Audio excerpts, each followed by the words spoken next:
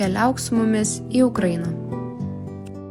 Jeigu trumpai, maršrutas yra toks: Lvivas, Vinica, Umanė, Kijevas ir grįžinėsim į Lietuvą.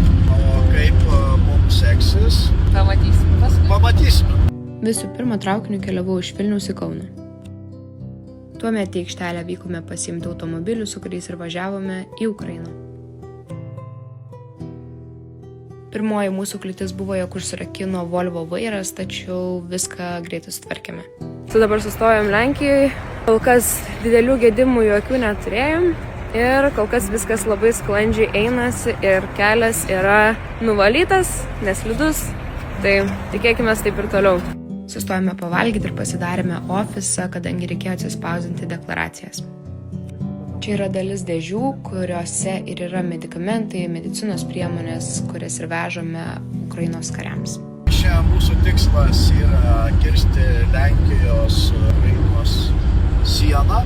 Lvivo apylinkėse pernakvoti. Pagal laiką matau, kad iki nakvynės vietos dasibrausim apie 1 valandą nakties. Rytoj iš ryto maršrutu Vinica, Umanė. Lekiam iki tenais ir susitinkam su 52-osios artilerijos brigados kariais. Atvažiuos jau su savo transportu, perkrausim mediciną, kurią čia turim. Iš Umanės lekiam į Kijevą, pernakvojam, pradėsim jau judėti atgal. Ir keliaujam tada link sienos.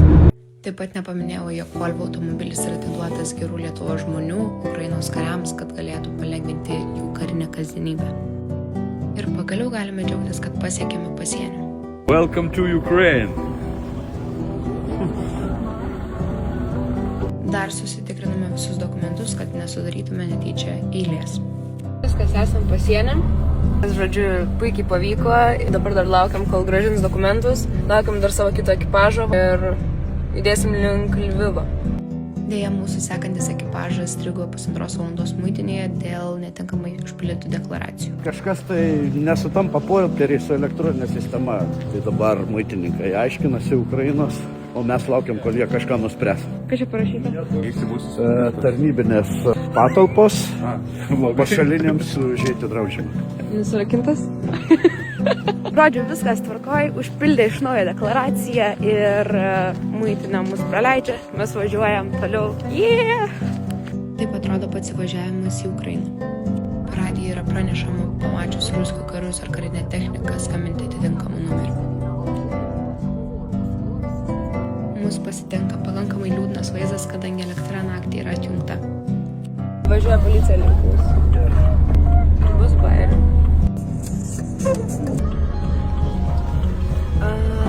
Kaip sakom, papuolėm iš šūdino situaciją. O policija mūsų stabdė, nes buvo perdegusi mašinos lemputė. Tai viskas susitvarkėm.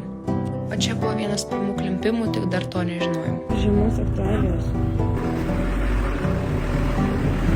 2:30 nakties atrodo maždaug taip. Pirma naktis. Atėjom čia, bariukas veikia visą parą. Привет. Tai labai fainai. Siūlom toliau sekti tada mūsų kelionę ir Palaikyti morališkai, jūs dovanas, šypsenas, širdutes.